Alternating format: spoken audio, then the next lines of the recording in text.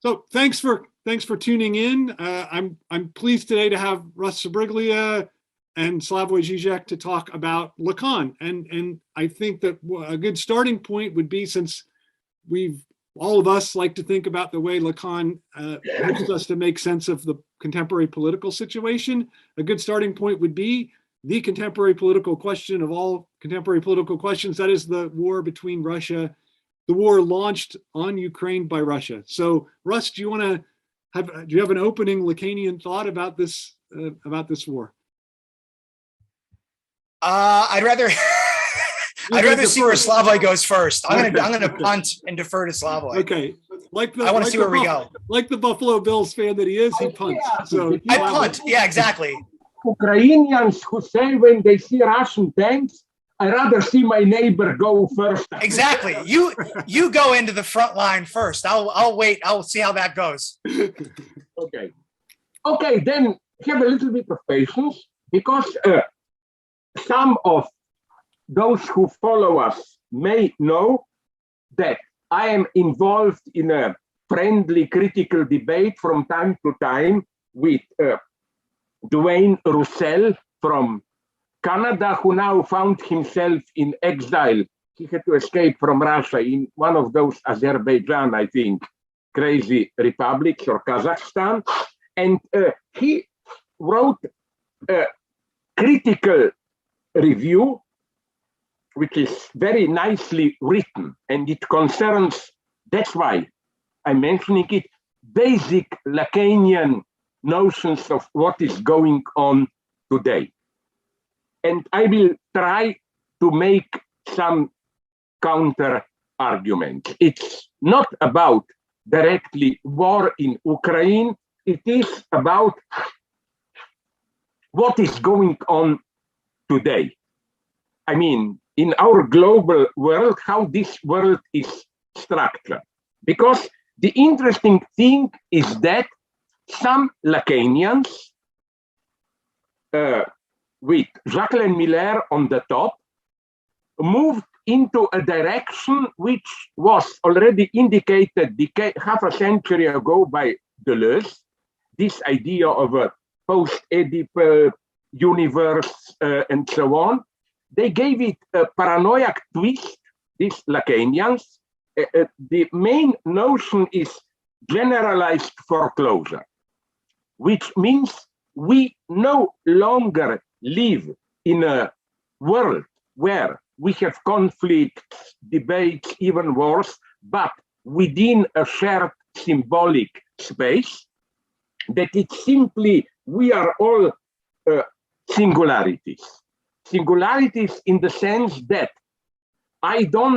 me as a social entity, a state, a nation, we don't really communicate, we just project onto the other what we foreclose, not just repress from our universe. So we live as islands of jouissance, and we no longer even need. Truth is out of the game, doesn't function. Even meaningful symbolic fictions don't work. It's just we, again, not repress, but foreclose what we feel as a threat. And then this foreclosed, since we are in a psychotic universe where symbolic castration is inoperative, where lack itself is lacking, this then returns with a vengeance in the real as the paranoiac projection of our enemy. May I make a short quote, because it describes nicely Russell's position. We are now in an era of foreclosure, so that traditional notions of political uprising, civil wars, and revolutions, insofar as they operate within a shared social world, seem increasingly impotent. In a time of total war, an era that I elsewhere refer to as the era of singularities, civil war and political revolutions are impossible.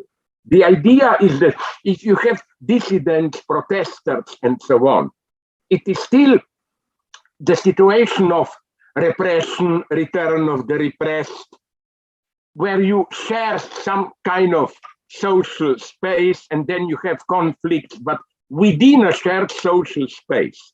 But that today there is no longer this shared social space. And a quote from Roussel, the real, this is late Miller at its purest, the real is lawless. It relates to a mode of jouissance outside of any scope of truth or meaningful fiction. I think the mistake is here something that Miller was slowly approaching for decades, when first anti-Oedipus and then feminism and so on emerged. His first reaction was they don't get it. They think patriarchy in a vulgar way, imaginary identification, father. They don't know what the name of the father symbolic law is. Then all of a sudden, when he saw that this doesn't function, he turned his position around into the other extreme. He is now, in some sense, more Deleuzian than Deleuze ever dared to be. No social link, just modes of jouissance, of enjoyment, and the only relation within them are wars. Slavoj, can I jump in quickly? Yeah. So do you think that Lacan himself, in a way, paves the way for this when he himself moves from paternal metaphor to santome? Like, isn't a santome, and it's interesting because you have evoked santome in your own thought, I think, as an important idea. But I almost think that once you make that move to the santome, you have confessed that all we are islands of jouissance, and the paternal metaphor no longer bonds us together, right? I mean, isn't that already in Seminar 23? Isn't there already that misstep? Retroactively. Now, it wasn't clear to me, but retroactively now I tend to agree with you, Todd, because I think that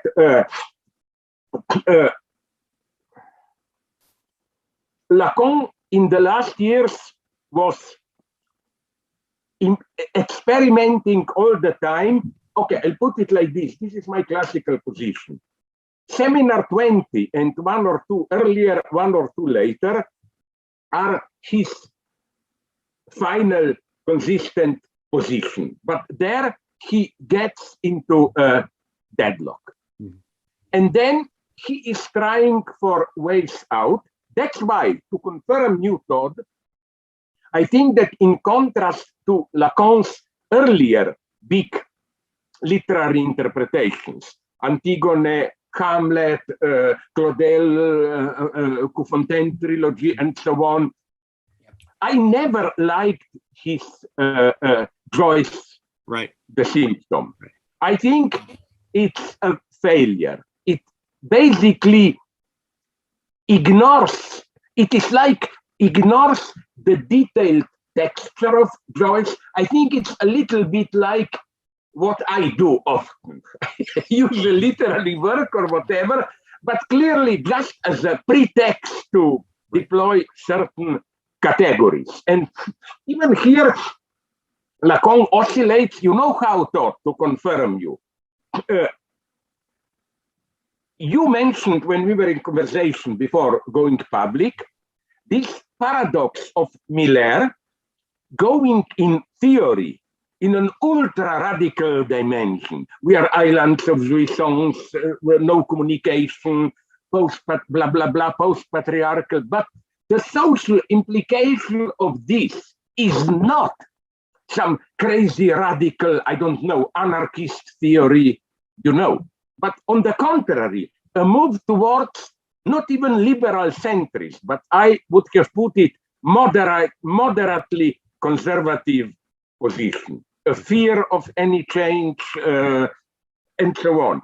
So, and isn't it also, sorry, just to return. So, yes, yeah. So I think all this, after seminar 20, 21, 22, all these later attempts of Lacan are for me attempts to resolve a certain deadlock, which, as Lacan openly admitted at the very end, it's a tragic text, you know. His last seminar is like, he came there, 500 people in the hall, and he talked for 1 minute and he left, and that was it. And the very last one, or one before, of his public appearances was simply the admission of a failure. So, you know why this is important? I've written, I forgot where, about this, how wrong, not only of Lacan, but of other thinkers, this idea is that they were approaching some final point where they finally saw the light. That's it. And I have nothing against her. She is not stupid. You know, Catherine Millot, not Millet, not that group sex lady, but Catherine Millot, Lacan's last official mistress. You know that I remember I was there. After Lacan died, her status was elevated into a kind of a mystical level. She knows the truth because the idea, it was a wonderful myth. I also almost liked it. The idea was that when Lacan was dying, she was with him and he whispered to her some final theoretical mystery. And I am more and more opposed to this idea that at the end there is the final enlightenment, truth. You know how badly it ended with Louis Althusser. Right. In Lire la Capitale, he put the epistemological cut into German ideology, then he postponed it, then towards the end, he found one passage in a letter by Marx on a German economist. He criticized Adolf Wagner, I think. And Althusser, it's quite tragically, you know, claims that only that in one sentence, Marx really saw it and so on. So I think it's not simply that at the end you approach the light. No, right. I think already. I would just say, like, I think that to me, I this is something I've been thinking about. Like, it seems like in seminar 16, from another to the other, right, where he comes up with this notion of surplus jouissance for the first, plus de jouir, for the first time, right? And then it's like he's on the edge of thinking about capitalism differently, like writing his own different theory of capital, like writing his own version of capital almost. And then he breaks it off in 16, and then 17 comes up with the 4 discourses, and it completely, he abandons basically the plus de jouir and sticks it in a different discourse. But I think he doesn't really, I think that, to me, that's the decisive point where he could have gone in this one direction. I think there are even more such points, but I tend to agree with you that this is the big one. You know why? Because now I will say something terribly naive, but I think it's basically true. I think that there is an unresolved problem with Lacan.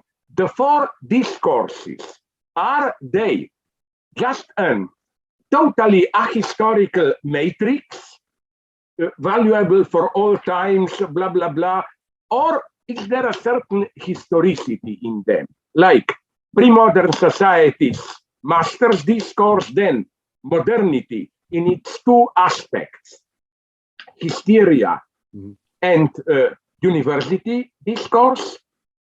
And then, now it's a big question. Can we politicize the analytic discourse? But basically, if we read capitalist discourse, not as simply a 5th discourse or which of the, but as precisely branded by this tension between hysteria, that's everyday capitalist hysteria, always more surplus, surplus. University is the power structure described by Foucault and so on. And Lacan somehow saw this tension in capitalism. You have this incessant surplus. At the same time, you have the logic of university style of domination. And then at a certain point, Lacan saw that he cannot simply squeeze what you, Todd, pointed out correctly, the entire topic of surplus enjoyment and so on. He cannot squeeze it simply into 4 discourses. There is something more radical going on here, because obviously, as you, Todd, pointed out in your book about capitalist desire or whatever that bullshit is title, that capitalism, in some sense, a structure of surplus desire, which is all the time here, comes out at such only with capitalism. So, in some sense, Lacan ended here at the deadlock, which is why also people don't notice this, how Lacan oscillates also between different political positions. Sometimes he sounds like a liberal. That was then Miller's reading. Tolerate others, jouissance, blah, blah, against any totalitarian. Sometimes he even sounds a little bit conservative. This is also an aspect taken over by Miller, where he says it's this cynical conservatism. We know it's all a fake, but we know it's a symbolic fiction, but if you disturb the fiction too much, there is violence, there is riot, and so on and so on. So this kind of conservative cynicism with some hints about possible post-capitalist modes, but there Lacan again then has this tendency to offer a solution, which I don't think it works. Like, you remember his mysterious hint that a saint is the outside capitalist discourse. I know what he wants to say, but I doubt it. If anything, I almost tempted to say the capitalist itself, at its purest, already is a saint. Right. Somebody who right, like they give up their lives for capital, right? Like that. That's right. That's right. So we should, the first thing, gesture, I hope we all agree here, to be really a Lacanian today is not to search for a last secret mystery in late Lacan, because these readers, now I'll be really evil. Who is this irony in this? Of course, one of the greatest writers today, much higher than Joyce and Kafka, Dan Brown. In his work, they always look for some last symbol, mystery, hidden manuscript. So I would accuse Miller and all those guys like kind of making another Da Vinci Code out of Lacan, Well, yeah.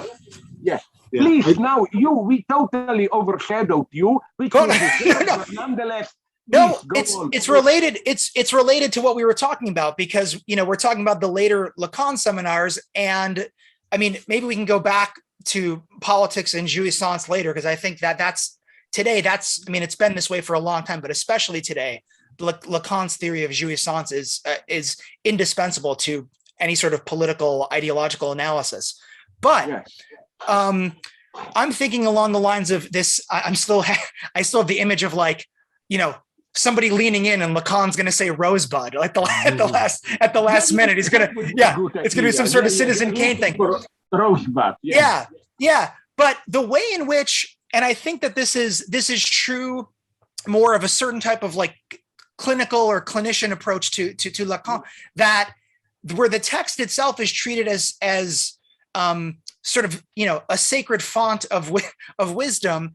And I just was thinking about Seminar 20 and the directions in which Lacan went. And now I'm thinking about sex and gender and the formulas of sexuation in Seminar 20, and how I've noticed that this is not just, I think it's particularly, among sort of Millerians, but the insistence on maintaining the notion of sex as though, masculine and feminine are some sort of essential quality, as opposed to, I think that what, you and in the Sex and the Failed Absolute book, Alenka in her book, What is Sex, kind of rescue, I guess the question is, to what degree is this already in Lacan, or to what degree is the Ljubljana school more general teasing this out, where sex is, according to your, sex is the fundamental cut, and then gender is a second order. It's a symbolic way of trying to deal with that cut that is the real. And so you've been, Slavoj, you've said for a long time now, right? There isn't really is there really a masculine subject position? Masculinity as such is a fake. The pure subject position is femininity. And so I'm wondering, is that to go back to how Lacan treats that in 20, do we have to update Lacan for in order to sort of save it from a sort of essentialism with regard to, gender or sex? Or is that the only proper way to read Lacan? It's it's there. We have to read him this way. Before you answer, I just want to add to the question. Because I was talking to Guy Legoffet, who I think is a really smart guy. Guy Legoffet. Yeah. Really smart guy. What is he doing now? For years, I haven't heard. Did he publish something? Yeah, he's still publishing books. They don't get translated, but he's still publishing books in French, and he's very good, I think. And he speaks English. His English is very good. For some reason, no one invites him here, but he's really, I guess, because his books haven't appeared in English, but his English is fine, and it's great. It's better than mine. But he said to me, that he thought that. He wrote a book on Le Patu de Lacan, so he's very invested in Seminar 20, right? But he thinks that by tying the formulas to sexuation, that Lacan, in a way, falls for, that line by Ernest Jones, God did make them man and woman, that he thinks that he thinks the notion of feminine jouissance is already going over to mysticism and now you touched something absolutely crucial. Okay. I didn't succeed in convincing many people, but I saw there in Lacan, you may know this, the big conflict between my reading and up to a point joke objects of formulas of sexuation, and the predominant one is that the predominant reading does precisely what you critically pointed at, Todd, now. They not so much essentialize as elevate jouissance féminine in some untouchable beyond you enjoy, but you cannot even name it. It's outside symbolic. While I took formulas of jouissance much more literally and claim, no, if anything, woman is more totally in the symbolic order. There is nothing which is outside. And that's why you get to the non-all. And my ultimate example is Lacan's great case that Saint Teresa. It's not just that statue on the cover of Seminar 20, but you know that she was writing like crazy. If there ever was a writer she is not after some mystical experience I think that precisely this idea of femininity as some elusive point of a mystical real, which always eludes the symbolic grasp and so on, is precisely maybe even I would say male fantasy of. Right, I think that's right. I mean, it's the worst kind of anti-feminism. And I would also say, the only thing I would say is, I think Lacan himself is ambiguous about this, right? Like, that's my point. Okay. He, on the one hand, he insists that the feminine non-all means precisely no exception. There is nothing which is outside the phallic dimension. So, as it were, you undermine phallic logic from within by universalizing it. Universalizing in the sense of precisely no exception. But I agree with you, Todd. At some point, Lacan already, as if I think he didn't think things to the end there. You already have this mystical tendency of, But remember that this was, and I think it's theoretically a fake, a tendency in Lacan, even from his early days. And here I don't like Lacan, who celebrates his standing up against philosophy, like I stand up against philosophy. Don't you remember? It's usually not often commented. His first big écrit, function of the word blah blah blah. His so-called Rome Manifesto, Rome Discourse, ends up with some stupid quote from some early Buddhism or whatever. The last words of wisdom. He refers to this positively, as there is some last mystical insight. And I think this is the worst operation possible.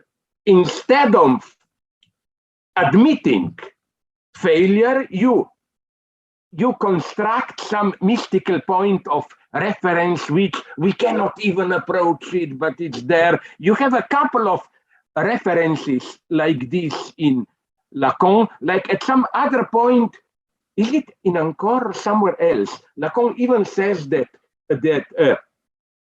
mystical texts are the best that there is. Yeah, that's seminar. That's still like this, right? Yeah, in his arrogant way, he says, and also écrit de Lacan, and also his écrit.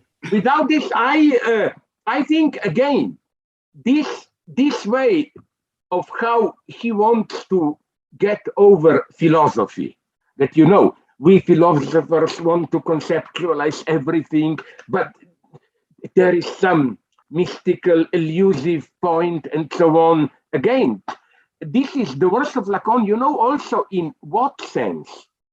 Did you notice how Lacan often, I'm tempted, but I'm getting old and senile, I would have to go through it. I noticed how Lacan often, is not Lacanian enough. He gives an example, but then he fails to draw the ultimate Lacanian conclusion from it. I think something like this happened when he tried to deal with surplus jouissance in connecting it to surplus value. Yeah. He failed, not in the sense of there was a dimension there which eluded him. No, he missed the Lacanian dimension of it. And if I may amuse our readers and you briefly, where I first noticed these failures of Lacan, already, which is the seminar, is it 4, I think, Formations of the Art, where he talks a lot about jokes. 5, about jokes. Yeah, 5. Yeah. I mentioned this in one of my books, I hope readers don't know it. He, of course, quotes there that classical Jewish joke of the guy who tries to sell you a bride, matchmaker or what. Yeah. And for every bad feature, he finds an excuse. Like, I don't know, she is ugly. Oh, at least you will not have to worry that she will deceive you, blah, blah, blah.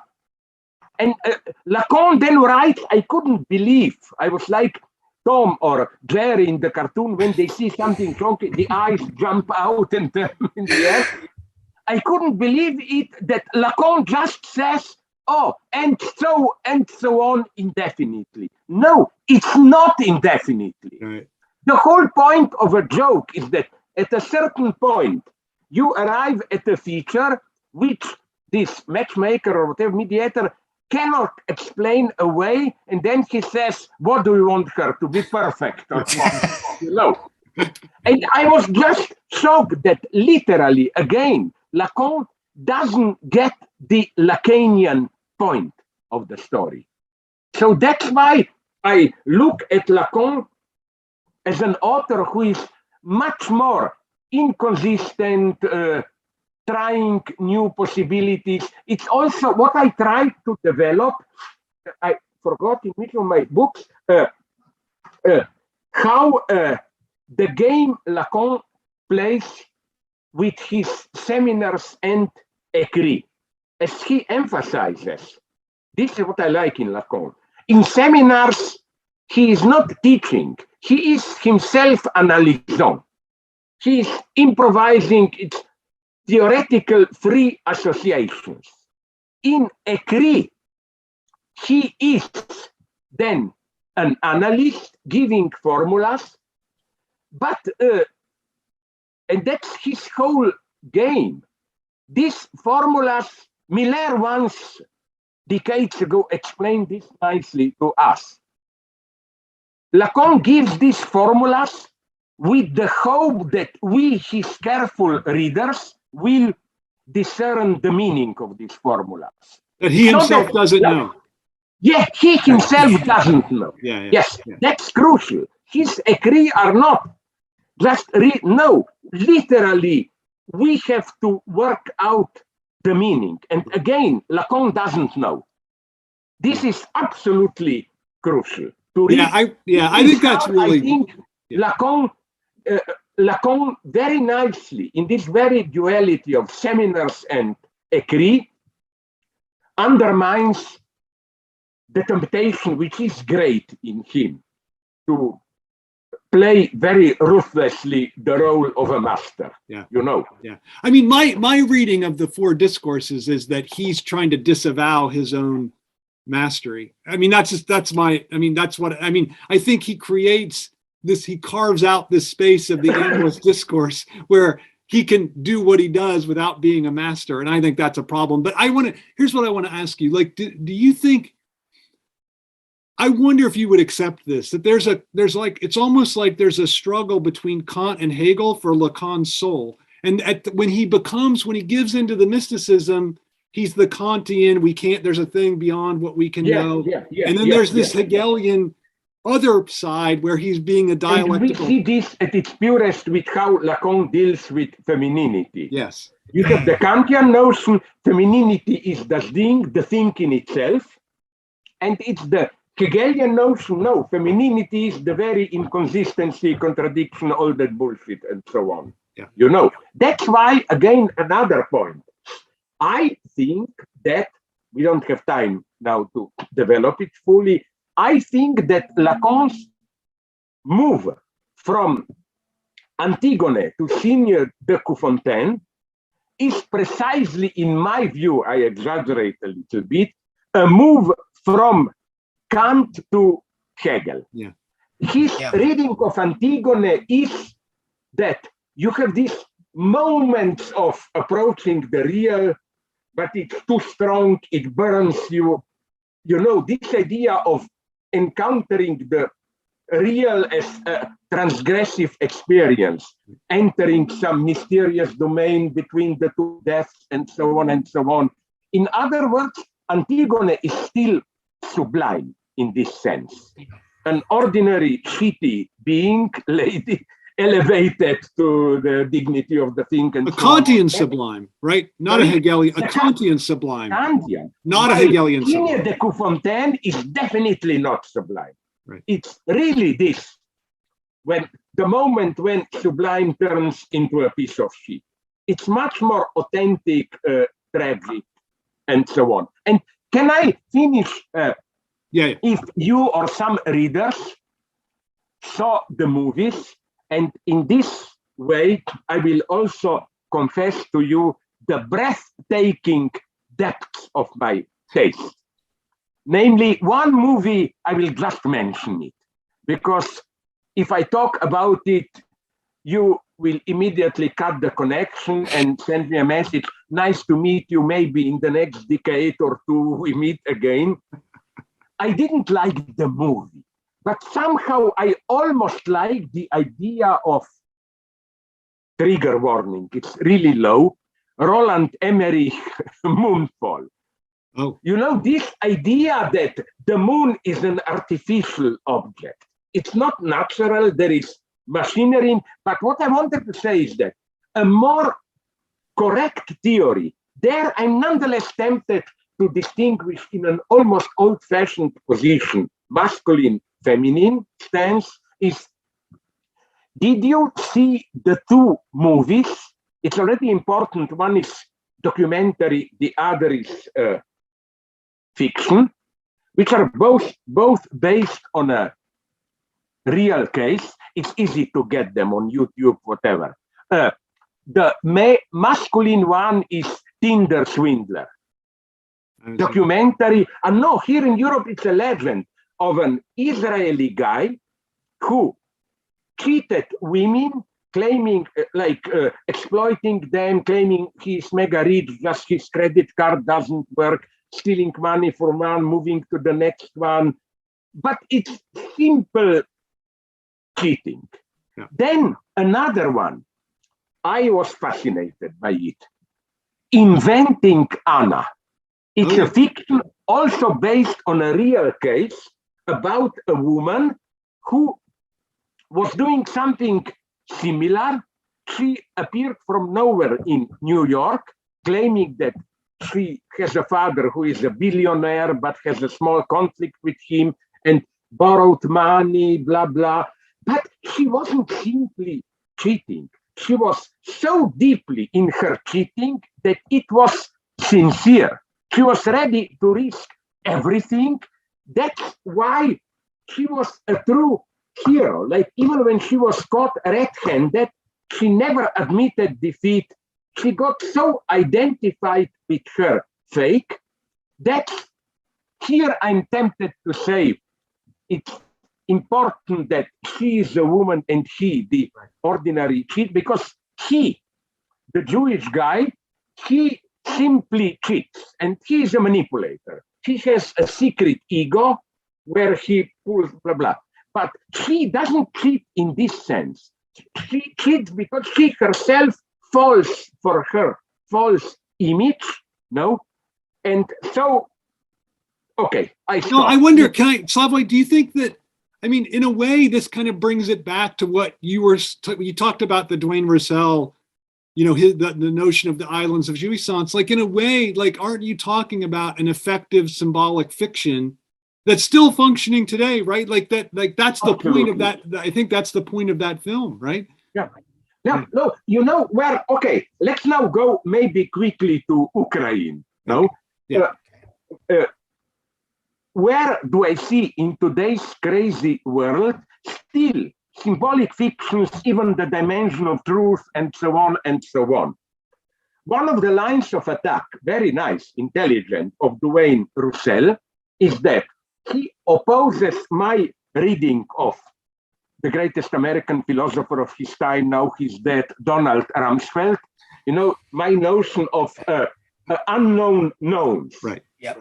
And predictably, Russell says this is still the notion of repression, not yet foreclosure. You have a tension, you have an unconscious, you don't know what you know.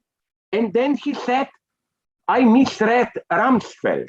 It's not that in his dealing with weapons of mass destruction, it's not that Rumsfeld was determined by unknown knowns. No, that Rumsfeld was in a psychotic way fully identified with what he thought that he knew, with known knowns. That was his psychosis.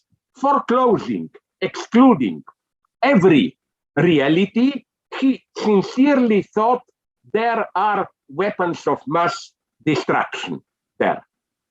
To this, we don't have time to go on too much. Yeah. I would say that I still stick to my interpretation.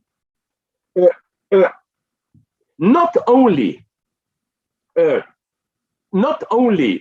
was Rumsfeld and generally Bush administration, not only were they not really sure if Saddam has them, I think they positively knew that Saddam does not have them. And you know why? Because I read wonderful analysis, not leftist stuff, even centrist, rightist stuff. That if they were to be really sure that Saddam has weapons of mass destruction, nuclear or some really poisonous gases, they wouldn't attack Iraq the way they did. That's right. That's why we don't attack North Korea right now, right? Like that's yeah. But because they have them. Yeah, they have it, right? But another thing, I think that I already that weapons of mass destruction. I gave a Hitchcockian reading somewhere now in a not yet published text, where Donald Rumsfeld's MacGuffin, something, it's a pretext. Yeah. You needed it, and I think now in Ukraine war, we again have a MacGuffin, which is this mysterious Ukrainian funded by, you say, secret bioweapon labs. Right. They are now officially evoked. A couple of days ago, even Putin mentioned them when the obvious question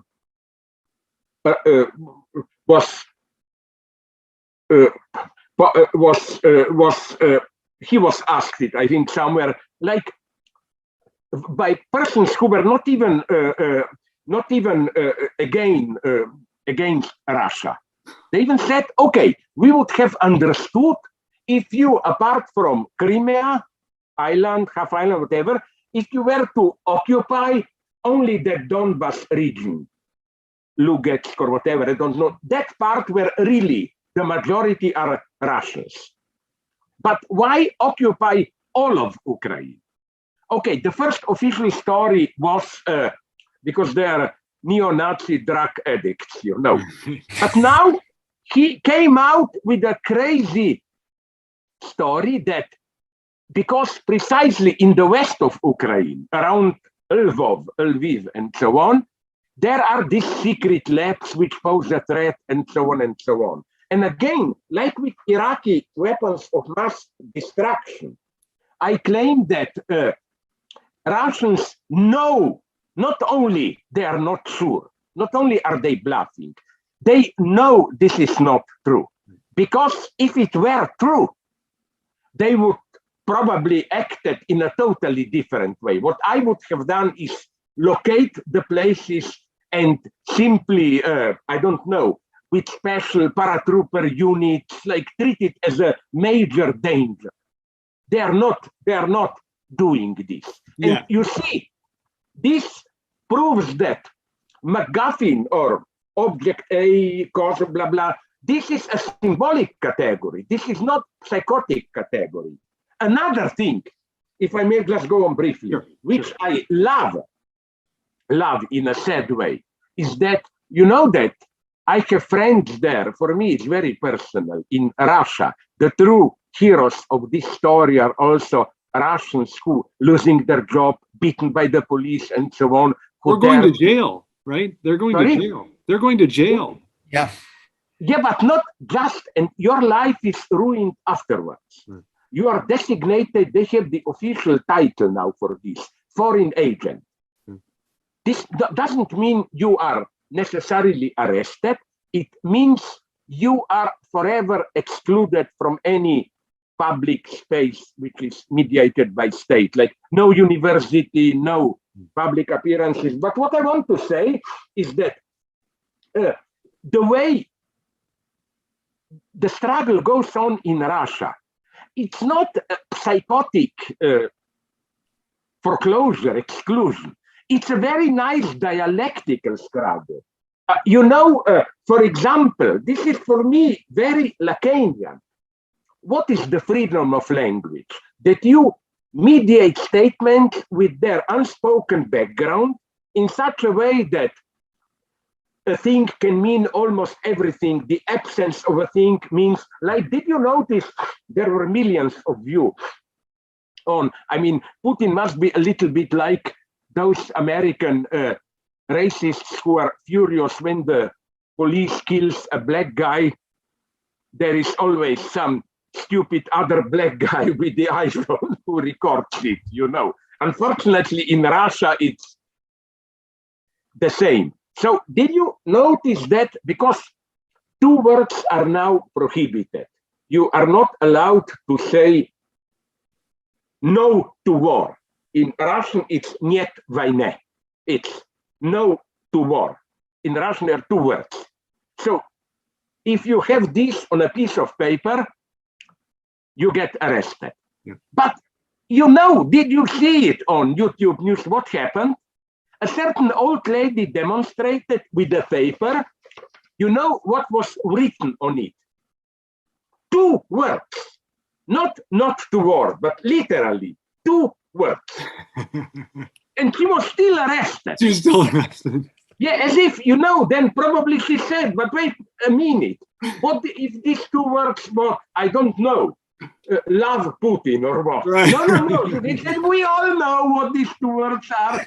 And then this went to the Hegelian Lacanian extreme.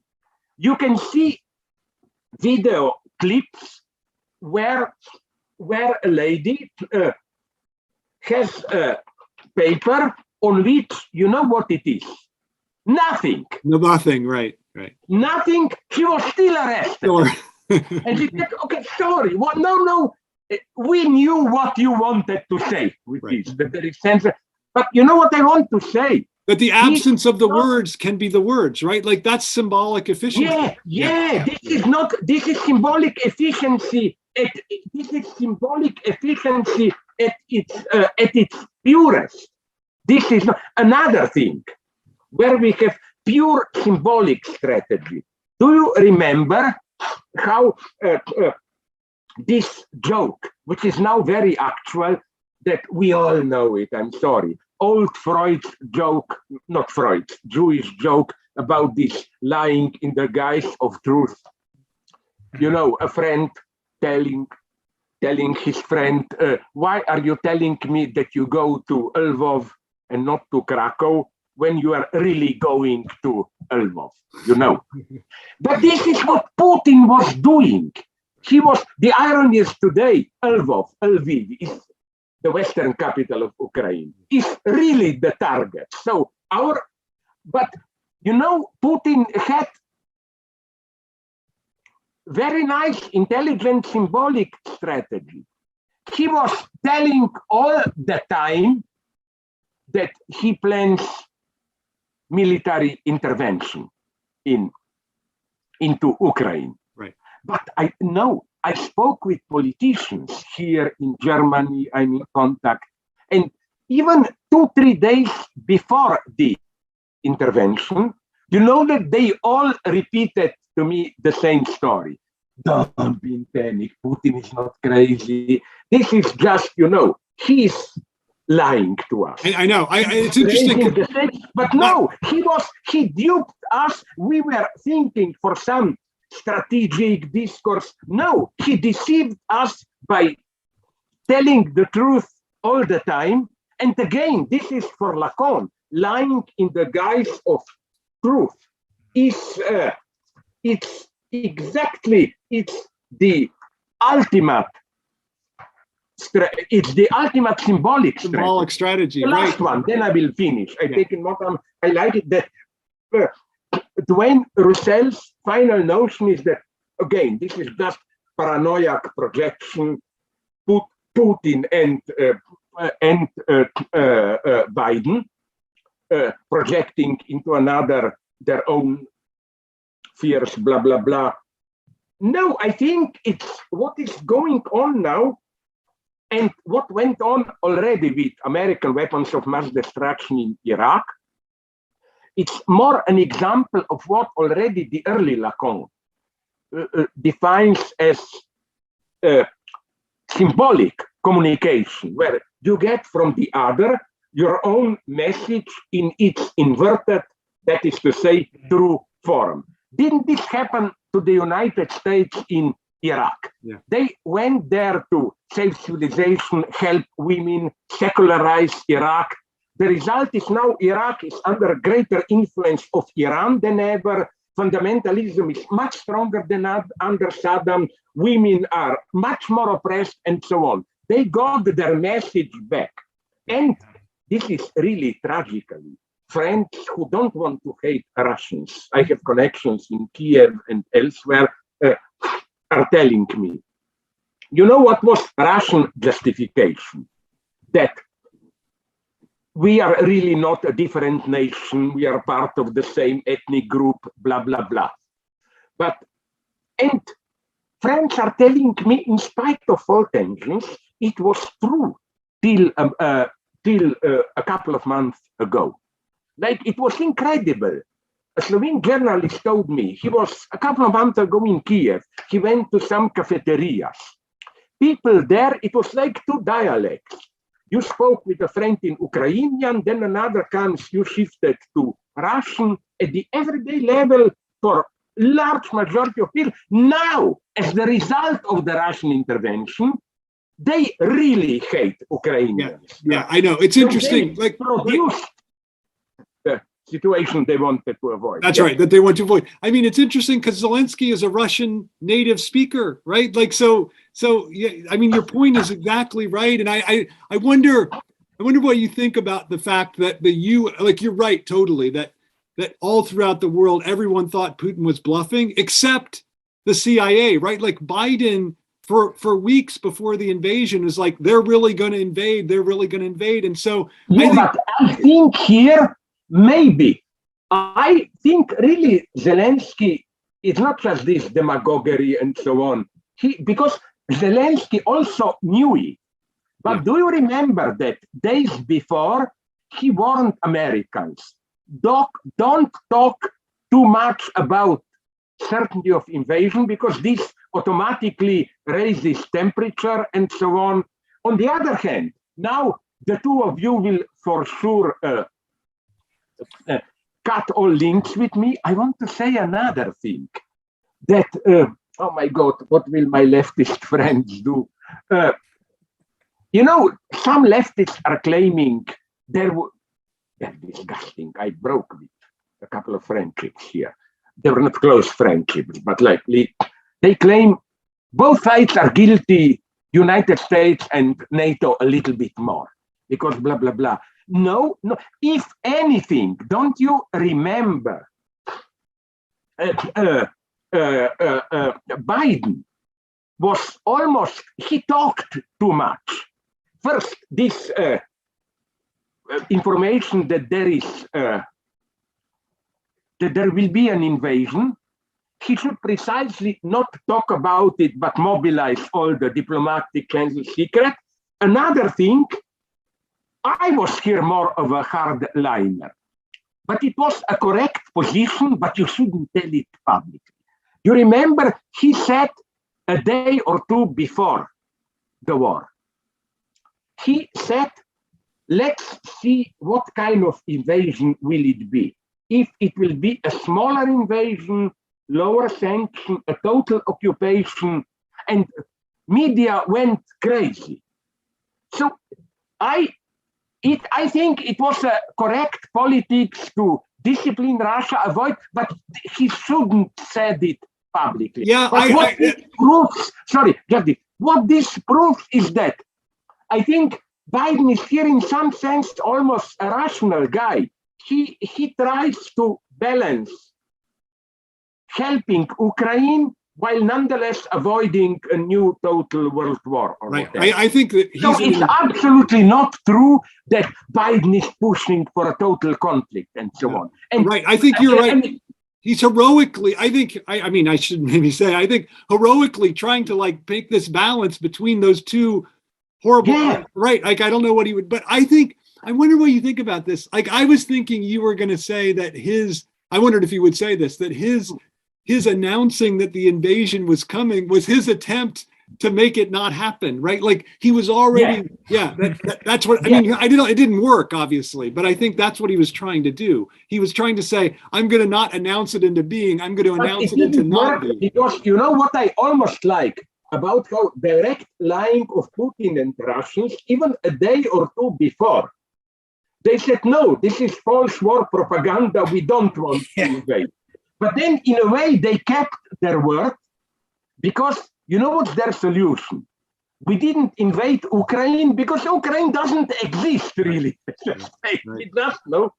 No, so what I'm saying is that what is for certain not true is that United States are here pushing towards a total conflict. No, I think even the best probable, you never know, explanation of what's happening is that Putin read the wrong lesson from Afghanistan fiasco. And he thought, you see, the West is weak, I can do it. But again, a nice example of successful communication, he got the message back now. Right. All European countries now want to enter NATO, even countries which always avoided it, like the Great Northern Troika, Finland, Sweden, Norway. You never know what to do. There is one hope. People talk about it last days. You remember Putin said 2-3 days after the war, beginning of invasion, he made an appeal to Ukrainian army.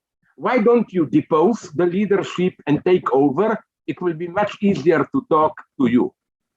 I think we should now tell this to the Russians. Right. I always believe in a possible progressive role of an army, of the army. Right. It can, because soldiers, secret policemen, they are not all idiots, especially in authoritarian countries.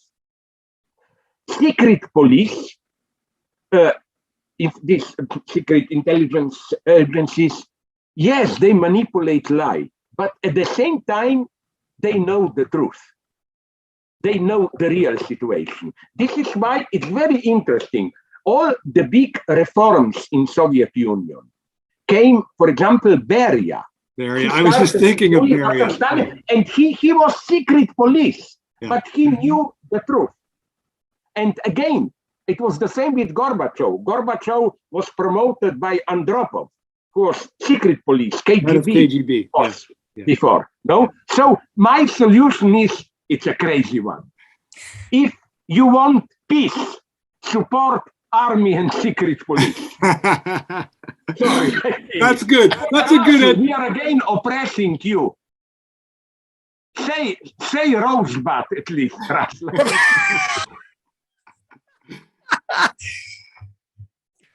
I was actually thinking about, because what I'm starting to see in the US, I'm not sure what it's like in Europe. I'm sure that this is the case, though, where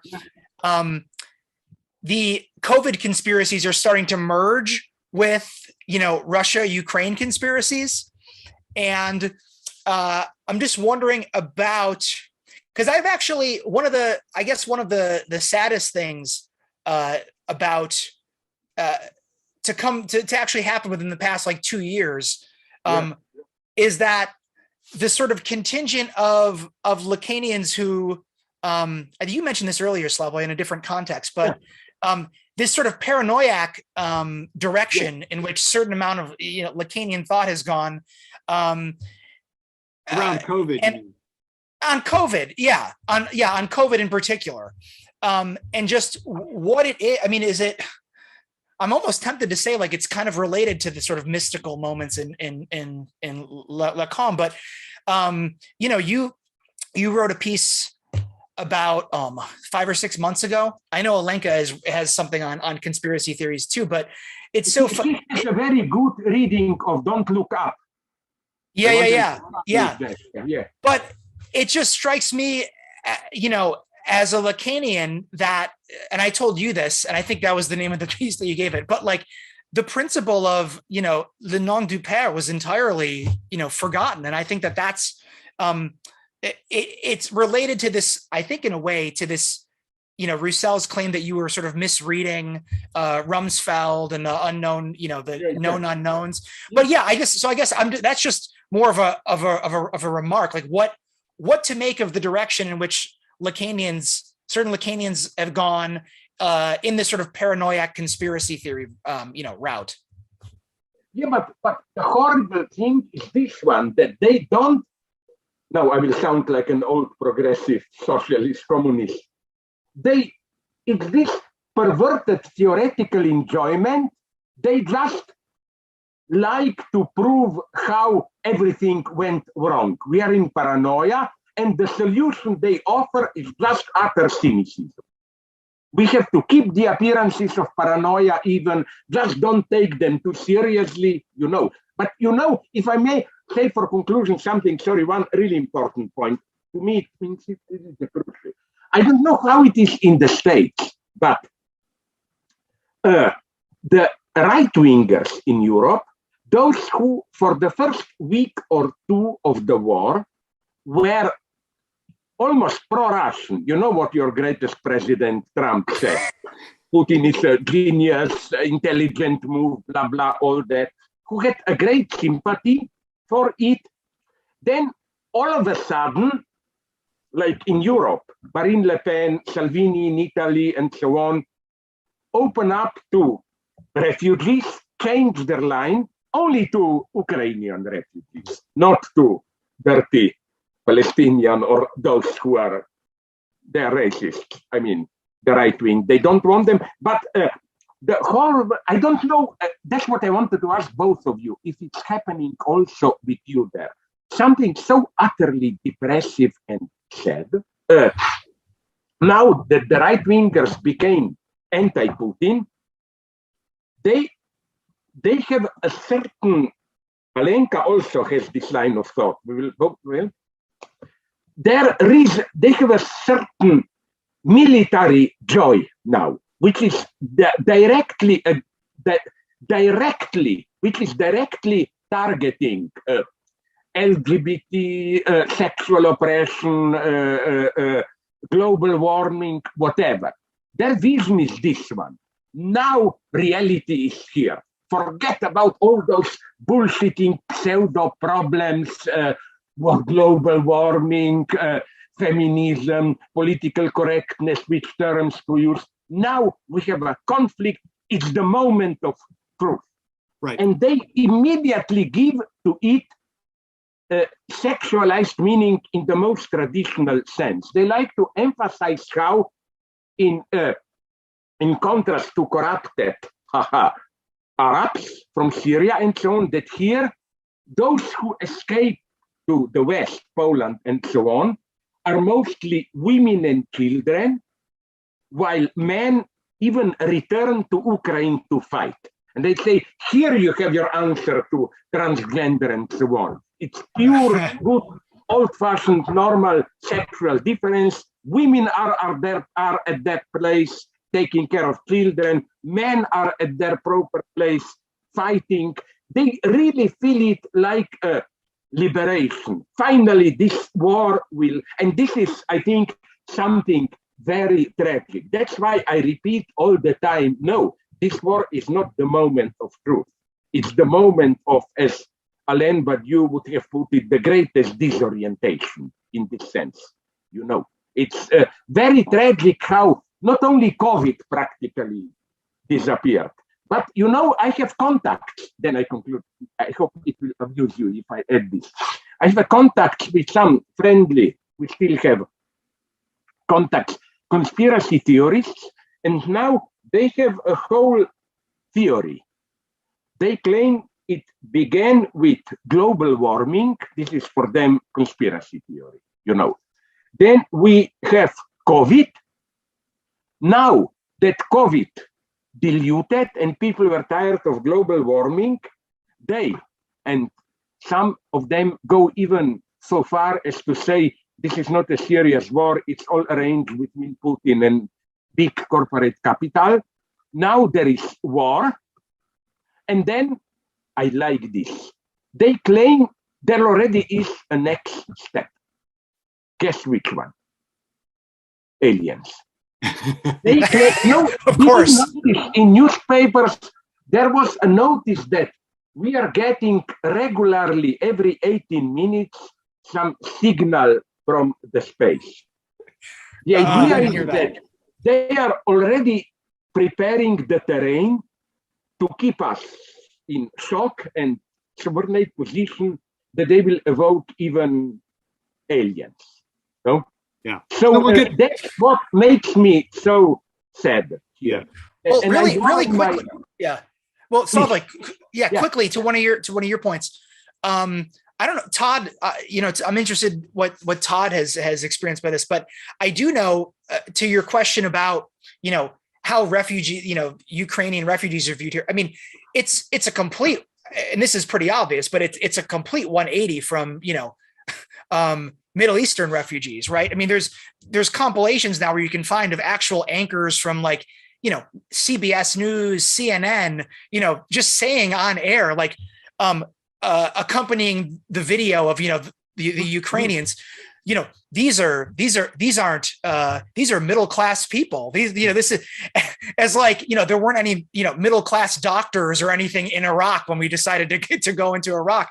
The sympathy level is entirely different. What one of them said, but these are civilized people. These are one of them said these are blonde people with blue eyes. With blue eyes, yeah.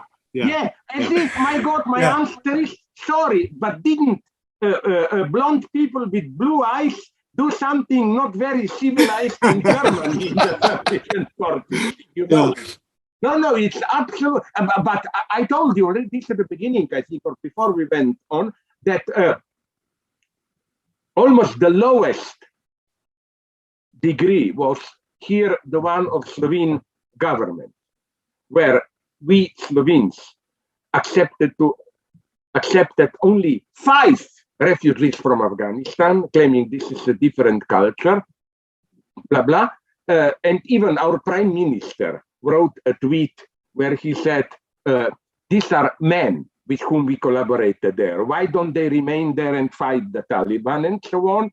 But Slovenia, shitty country, 2 million people, when the Ukrainian problem exploded, they said we can accept up to 200,000.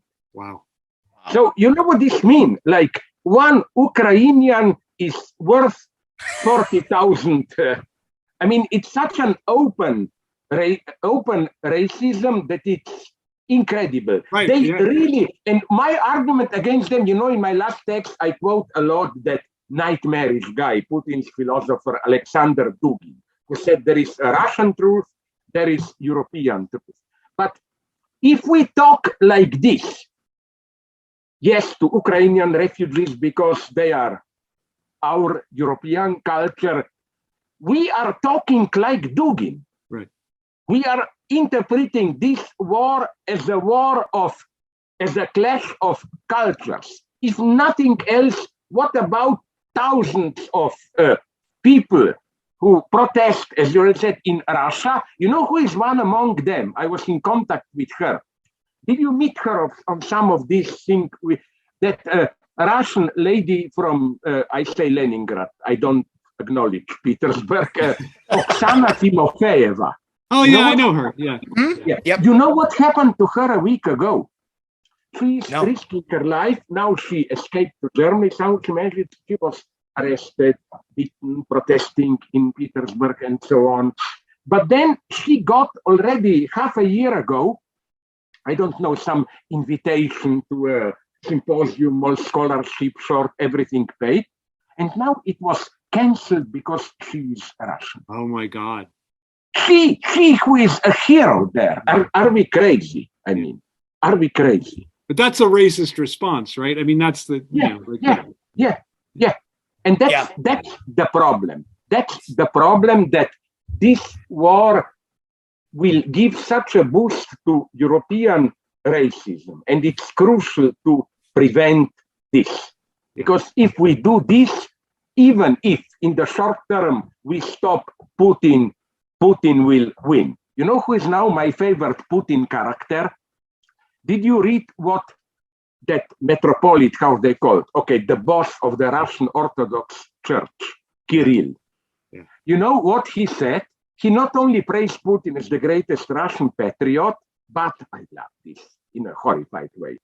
He said that Russian military intervention into Ukraine is the highest act of loving your neighbor. I know. I saw that. You can always rely on priests to say this. I know. And you know that Francis will not name Putin. He will not name Putin because he's afraid of precisely that guy. He doesn't want to offend him because he's trying to heal this split between Orthodoxy and Catholicism. Yeah. So only this, he's acting just like Pius, right? Like it's just like Pius who wouldn't say Hitler's name, right? Yeah. But you know what also happened? It horrified me of how this was also racism. You know, suddenly they discovered when he bombed, I don't know, it was already Kharkov or now that Mariupol or what, that Putin is a war criminal.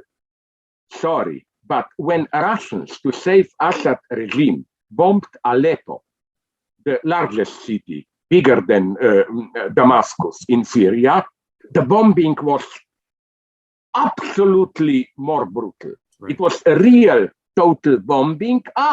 We just mildly protested there. Like we in Europe, in the Western civilization, we will have to confront this problem. Otherwise, we will be losing the battle in, I don't like the name, the third world. Russia is not losing there.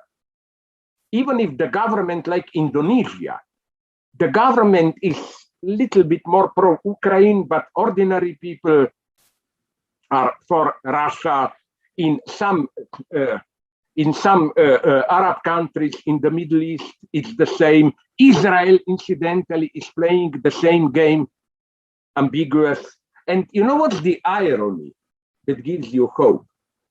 The one who is the arch counter-revolutionary conservative European, Viktor Orban of Hungary, he doesn't want to break with Putin. His position is NATO is more guilty, Hungary should stay out. Yeah, it's absolutely incredible. Yeah. I mean, you have this split. Yeah. Listen, okay, sorry, let's stop, Slavoj. Let's collapsing, but it was so nice, It's now I'm returning to this shit called ordinary reality here.